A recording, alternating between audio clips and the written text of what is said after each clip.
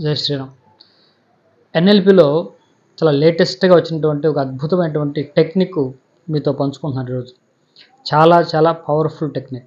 దాని పేరు quantum overlapping. ఇది ఎప్పుడు చేయాలి అంటే రాత్రి పడుకునే ముందు చేయాలి. ఇది చాలా పవర్ఫుల్ టెక్నిక్.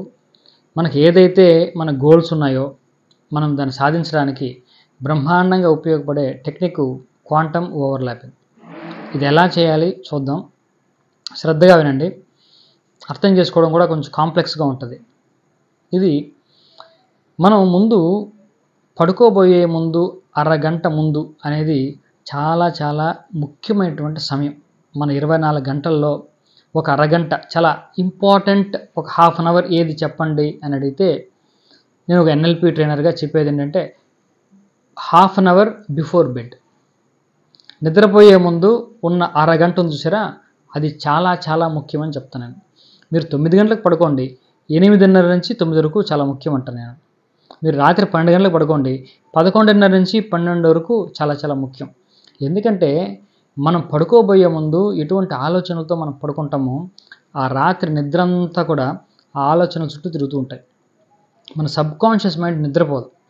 సబ్కాన్షియస్ మైండ్ అటువంటి ఆలోచనలు ఉన్నటువంటి వాటి సంబంధించినటువంటి ఆ ప్రోగ్రామ్స్ చేయడంలో చాలా బిజీగా ఉంటుంది. అదే పని చేస్తూ ఉంటుంది. కాబట్టి ఒకటి ఫిజికల్గా నిద్ర అంటే ఏదైనా ఒక సీరియల్ కానీ సినిమా కానీ ఇతర ఏదో ఒక పొలిటికల్ డిస్కషన్ కానీ ఇవన్నీ చూసి మనం పడుకున్నప్పుడు మన మైండ్ మీద దాని ప్రభావం పూర్తిగా ఉంటుంది. మన నిద్ర ఎంతసేపు పోతామో అంతసేపు కూడా ఈ ఆలోచనల ప్రభావమే ఎక్కువ ఉంటుంది. నిద్ర కూడా డిస్టర్బ్ చేయొచ్చు. మన నెగిటివ్ ఎమోషన్స్ ఉన్నటువంటి ఆ సీరియల్ చూడడమో సినిమా చూడడమో ఇటువంటి ఉన్నప్పుడు పొలిటికల్ డిబేట్స్ చూడడమో చేసినప్పుడు మనకు నిద్ర కూడా డిస్టర్బ్ అవుతుంది. ఒకటి ఫిజికల్గా నిద్ర డిస్టర్బ్ అవడమే కాకుండా ఎమోషనల్గా డిస్టర్బ్ అవడము చాలా ఇంపార్టెంట్. మనం గుర్తించిన విధంగా రకరకాల ప్రోగ్రామ్స్ సబ్కాన్షియస్ లెవెల్లో జరిగిపోతూ ఉంటాయి. రకరకాల అభిప్రాయాలు బిలీఫ్స్ స్టార్ట్ అయిపోతూ ఉంటాయి. చాలా వరకు ఇవన్నీ అన్వాంటెడ్, ఇవన్నీ కూడా ఒక ట్రాష్ లాంటిది. కానీ ట్రాష్ మనల్ని ఇబ్బంది పెడుతూ ఉంటుంది. దీన్ని మనం ఆలోచన చేసి తెలివిగా దీన్ని మనకి ఎలా కావాలో ఆ విధంగా పాజిటివ్గా కూడా మార్చుకోవచ్చు. పడుకునే పోయే ముందు ఒక అరగంటని మనం సరైన ఆలోచనలు సరైన మంచి పాజిటివ్ ఎంపవరింగ్ థాట్స్తో పడుకుంటే సబ్కాన్షియస్ మైండ్ దాని గురించి ఆలోచిస్తూ ఉంటుంది. దాన్ని మెటీరియలైజ్ చేయడానికి రకరకాల ప్రయత్నాలు చేస్తూ ఉంటుంది. దానికి సంబంధించినటువంటి బిలీఫ్స్ థాట్స్ ఎమోషన్స్ క్రియేట్ చేస్తూ ఉంటుంది. మనం లైఫ్లో ముందుకెళ్తాం. కాబట్టి జీవితంలో ఆ 24 అవర్స్ డేలో చాలా ఇంపార్టెంట్ 30 మినిట్స్ ఏంటంటే మనం పడుకోబోయే ముందు. సైన్స్ ఏం చెప్తుందంటే మనం ఏదైనా సరే ఒక ఎమోషన్ని గంట సేపు మనం ఎమోషనల్ స్టేట్లో ఉన్నప్పుడు దాని ఇంపాక్ట్ 30 మినిట్స్ ఎక్స్ట్రా ఉంటుందని చెప్పారు. అంటే మీరు భజన చేయండి, గుడికి వెళ్ళి భజన చేయండి, ఒక గంట సేపు భజన చేయండి. ఈ భజన తాలూకా ఇంపాక్ట్ ఇంకొక అరగంట ఎక్స్ట్రా ఉంటుందని చెప్తున్నారు. ఇవన్నీ అందరికీ అనుభవమే. ఆ పాటలు నోట్లో ఆటోమేటిక్గా వస్తూ ఉంటాయి, మైండ్లో అదే తిరుగుతూ ఉంటాయి, ఆ మ్యూజిక్కే వినపడుతూ ఉంటాయి. అరగంట వరకు దాని ప్రభావం ఉంటుంది. కాదంటారు మీరు చెప్పండి? మీకు అనుభవం ఉంది కదా. అదేవిధంగా ఒక సీరియల్ చూడండి, ఒక సినిమా చూడండి, తర్వాత అరగంట వరకు కూడా దాని గురించి మనం ఆలోచిస్తూ ఉంటాం. మీరు ఆలోచించకపోయినా మీ సబ్కాన్షియస్ మైండ్ దాని గురించి ఆలోచిస్తూ ఉంటుంది. కాబట్టి చిన్న గొడవ పడండి, ఒక అరగంట వరకు ఆ గొడవ గురించే మన ఎమోషన్ మొత్తం దాని మీదే ఉంటాం. కాబట్టి ఆ అరగంట అనేది చాలా చాలా ఇంపార్టెంట్. అందుకే నిద్రపోయే ముందు ఎటువంటి సీరియల్స్ కానీ సినిమాలు కానీ లేకుంటే ఎమోషనల్ డిస్కషన్స్ కానీ బాగా గుర్తుపెట్టుకోండి. రాత్రి పడుకోబోయే ముందు ఇంట్లో ఫ్యామిలీ మ్యాటర్స్ భార్య భర్త పిల్లలు వీళ్ళతోటి ఒక డిస్కషను లేకుంటే ఒక డెసిషన్ మేకింగ్ హాట్ డిస్కషన్ ఉండేటటువంటి టాపిక్స్ దయచేసి మాట్లాడద్దు. అసలు ఎవరన్నా స్టార్ట్ చేసినా పొద్దున్నే మాట్లాడుకుందాం అని చెప్పేయండి. హ్యాపీగా ఉన్నటువంటి విషయాలు ఏమన్నా ఉంటే సరదాగా పంచుకునే విషయాలు ఏమైనా ఉంటే మాట్లాడుకోండి. ఒక ఫ్యామిలీలో ఒక నియమం పెట్టుకోండి. ఇటువంటి టాపిక్స్ ఏమన్నా ఉంటే అసలు దయచేసి ఎవరు స్టార్ట్ చేయొద్దు పడుకునే ముందు రాత్రిపూట. తెల్లవారే మాట్లాడుకుందాం, ఇబ్బంది ఏమీ లేదు. రాత్రి పడుకునే ముందు ప్లెజెంట్గా ఉన్నవి ఏమైనా అచీవ్మెంట్స్ హ్యాపీ ఇన్సిడెంట్స్ ఏమైనా ఉంటే మీ జీవితంలో అవి పంచుకోండి. అని మీ ఫ్యామిలీలో కూడా చెప్పండి. చాలా ఇంపార్టెంట్. ఫ్యామిలీలో ఎన్విరాన్మెంట్ అలా ఉండాలి. ఇప్పుడు పడుకోబోయే ముందు ఏం చేయాలి అని క్వాంటమ్ ఓవర్లాపింగ్ అనే టెక్నిక్ ఎలా అప్లై చేయాలో చూద్దాం. పడుకోబోయే ముందు కాస్త రిలాక్స్ అయ్యి కాసేపు డీప్ బ్రీతింగ్స్ తీసుకొని మైండ్ని ఆలోచనలు ఇటువంటి ఎమోషన్స్ లేని స్థితికి తీసుకెళ్ళిన తర్వాత ఒక జీవితంలో మనకు జరిగినటువంటి అద్భుతమైనటువంటి ఒక పాజిటివ్ సక్సెస్, ఒక గ్రోత్ ఇన్సిడెంట్ని మనం తలుచుకోవాలి. అది దేనికి సంబంధించినా కావచ్చు. ఇప్పుడు డబ్బుకో అనుకోండి, ఒక ఎంప్లాయీ ఉంటాడు. ఆ ఎంప్లాయీ ఆ ఉద్యోగంలో ఎదగాలనుకుంటూ ఉంటాడు. మంచి ఇంక్రిమెంట్ కావాలనుకుంటూ ఉంటాడు. ఇంతకు ముందు ఎప్పుడో మంచి ఇంక్రిమెంట్ వేసినటువంటి సందర్భం ఏదైనా ఉంటే, అతను హ్యాపీగా ఫీల్ అయిన సందర్భం ఉంటే అది గుర్తెచ్చుకోవాలి. అది గుర్తు తెచ్చుకొని ఇప్పుడు ఆ ఎమోషన్ కంటిన్యూ చేసుకుంటూ, ఇప్పుడు ఆ ఎమోషన్ కంటిన్యూ చేస్తూ, ఇప్పుడు ఉన్నటువంటి ఉద్యోగంలో ఇప్పుడు ఈ నెల అంతకంటే ఎక్కువ లేకుంటే ఎంతైతే మైండ్లో ఉంటుందో అంత ఇంక్రిమెంట్ పడినట్టు ఎమోషన్ కంటిన్యూ అయిపోవాలి. కానీ అంటే అందుకే దీన్ని క్వాంటమ్ ఓవర్లాప్ అని చెప్తున్నాం. ఏంటంటే పాస్ట్ ఇన్సిడెంట్ మనం గుర్తించుకోవాలి, ఒక ఎమోషన్ క్రియేట్ చేసుకోవాలి. ఎమోషన్ క్రియేట్ చేసిన తర్వాత దానిపైనటువంటి ప్రెజెంట్ మనకి ఏదైతే సాధించాలనుకుంటున్నామో దాన్ని ఓవర్లాప్ చేయాలి. అది టెక్నిక్. దాన్ని ఓవర్లాప్ చేసి ఈ సేమ్ ఎమోషన్ కంటిన్యూ చేయాలి. అంటే ఉదాహరణకు మీకు తేలిగ్గా అర్థం కావడానికి, సరే నేను నా ఉద్యోగం ఎదగాలనుకుంటున్నాను. నేను ఎప్పుడో ఒక 5 సంవత్సరాల క్రితం నాకు ఒకసారిగా 5,000 రూపాయలు ఇంక్రిమెంట్ పడింది. నేను చాలా హ్యాపీగా ఫీల్ అయ్యాను. ఒక్కసారిగా ఆ ఇన్సిడెంట్ లేకుంటే ఆ మూమెంట్ ఒకసారి నేను రికలెక్ట్ చేసుకోవాలి.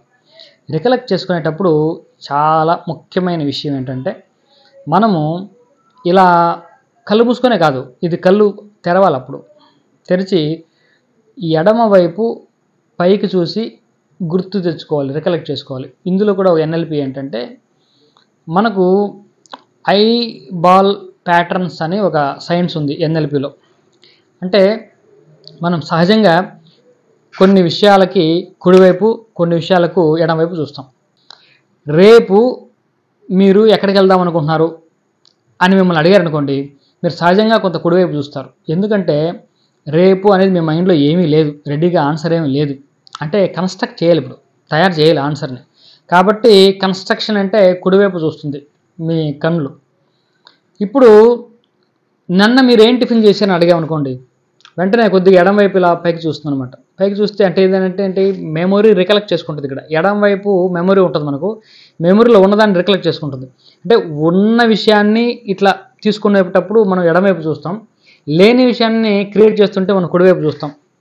ఇదో పెద్ద సైన్స్, కన్ఫ్యూజ్ అవ్వద్దు. ఇది దీన్ని బట్టే క్రిమినల్స్ నిజం చెప్తున్నారా అబద్ధం చెప్తున్నారా కూడా తెలుసుకోవచ్చు.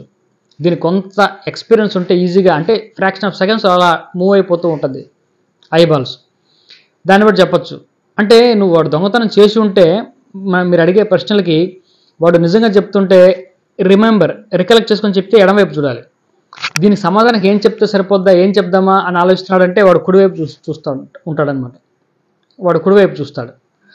కాబట్టి ఇప్పుడు మనము మన మైండ్కి లేకుంటే మన సబ్కాన్షియస్ మైండ్కి ఏమిస్తున్నామంటే, మనం ఎడమవైపు చూసి అస్తమానం అది మనం ఫీల్ అవుతూ ఉంటాం. ఎడమవైపు ఎప్పుడు ఎందుకు చూస్తున్నాం, ఇది ఆల్రెడీ జరిగిపోయినటువంటి ఇన్సిడెంట్ కాబట్టి వీఆర్ రికలెక్టింగ్. ఈ రికలెక్ట్ చేసుకుంటున్నాం. ఈ రికలెక్షన్లో పదే పదే మనం రికలెక్ట్ చేసుకుంటూ ఉంటే మన సబ్కాన్షియస్ మైండ్ ఏమనుకుంటుందంటే, ఇది ఆల్రెడీ జరిగిపోయింది కాబట్టి జరిగిన దాన్ని ఫీల్ అవుతున్నాడని అది దానికి అర్థమవుతుంది సబ్కాన్షియస్కి. సబ్కాన్షియస్ ఒకసారి నమ్మిందంటే దానికి తగ్గట్టు ఆ ఎగ్జిక్యూట్ చేస్తుందని మనం ఎప్పుడూ చెప్పుకోం సబ్కాన్షియస్ మైండ్ పవర్లో. కాబట్టి ఇది చేసేటప్పుడు అప్పుడప్పుడు మనం కనీసం ఒక 5-6 టైమ్స్ మనం ఎడమవైపు ఇట్లా పైకి చూడడం, సో ఓకే, మళ్ళీ కళ్ళు మూసుకోవడం, అది దాన్ని గుర్తెచ్చుకోవడం. ఆ రోజు ఏం జరిగింది, 5,000 రూపాయలు ఇంక్రిమెంట్, ఓకే. ఆ రోజు ఇంకా ఏం చేశాను నేను 5,000 రూపాయలు ఇంక్రిమెంట్ తోటి, ఓకే. ఫ్రెండ్స్తో పార్టీకి వెళ్ళాను, మొత్తం ఆ హ్యాపీ మూమెంట్ మొత్తం గుర్తెచ్చుకోవడం. ఇప్పుడు ఏంటంటే, ఇప్పుడు నాకు ఇంక్రిమెంట్ 20,000 రూపాయలు. సో అప్పట్లో 5,000 రూపాయలు ఇంక్రిమెంట్ వచ్చినా నేను చాలా హ్యాపీగా ఫీల్ అయ్యాను. ఇప్పుడు నా టార్గెట్ 20,000 రూపాయలు. సో 20,000 రూపాయలు వచ్చింది, ఓకే. ఆల్రెడీ వచ్చింది, 20,000 రూపాయలు వచ్చేసింది. ఇప్పుడు నేను సేమ్ ఫ్రెండ్స్తో కలిసి నేను పార్టీకి తీసుకెళ్తున్నాను, రెస్టారెంట్కి వెళ్ళాను, పార్టీ ఇచ్చాను. సో బిల్ ఇంచుమించు 10,000 రూపాయలు బిల్ అయింది. So people appreciated my performance. So I'm very happy. So ఫ్యామిలీతో కలిసి మళ్ళీ అలా సరదాగా ట్రిప్ వెళ్ళాను.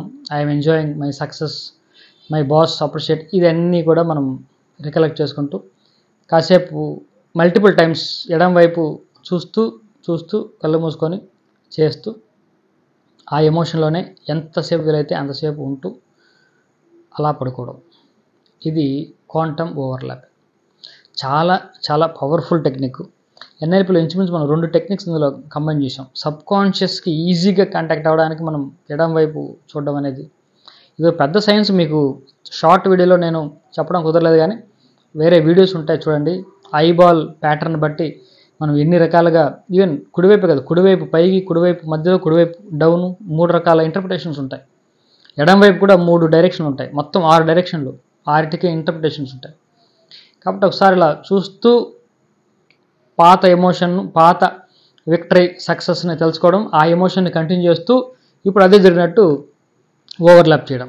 డబ్బు కావాలి, ఏదో మనకు సడన్గా ఒక డబ్బు వచ్చినట్టు, డబ్బుని మనం ఎర్న్ చేసినట్టు, అటువంటి సందర్భం ఏదైనా ఉంటే గుర్తెచ్చుకోవడం, సేమ్ ఎమోషన్ కంటిన్యూ చేస్తూ ఇప్పుడు సడన్గా ఎంతో ఒక 5 lakhs 10 lakhs మీకు వచ్చినట్టు వస్తే మళ్ళీ అది ఏం చేస్తున్నట్టు, మళ్ళీ మీరు వెళ్ళినట్టు ఎడమవైపు చూడడం. ఓ రెస్టారెంట్కి వెళ్ళారు, మళ్ళీ ఏం చేశారు, పార్టీ ఇచ్చారు, దాన్ని ఎలా స్పెండ్ చేశారు, కార్ కొన్నారు, లేకుంటే బండి కొన్నారు, ఈఎంఐ కట్టారు, ఇవన్నీ కూడా రికలెక్ట్ చేసుకుంటూ ఆ ఎమోషన్తో మళ్ళీ పడుకోవడం. చాలా చాలా పవర్ఫుల్ టెక్నిక్. 30 రోజులు చేయాలి ఈ టెక్నిక్. 30 రోజులు చేస్తే మీకు రిజల్ట్ కనబడుతుంది. మీకు అద్భుతమైనటువంటి ఫలితాలు కనబడతాయి. మీ ఏదైనా గోల్ సాధించడానికి చాలా క్లియర్గా, మంచి, అంటే ఎటువంటి కన్ఫ్యూజన్ లేకుండా, అంటే ఒక గోల్ ఉంది, దాన్ని ఎలా సాధించాలో తెలియక తికమక పడే వాళ్ళు ఇది చేయండి. స్పష్టంగా మన గోల్ ఏంటి, మనకు ఏం చేయాలి అనేది ఒక క్లారిటీ మనకు వచ్చేస్తుంది. స్వస్తి.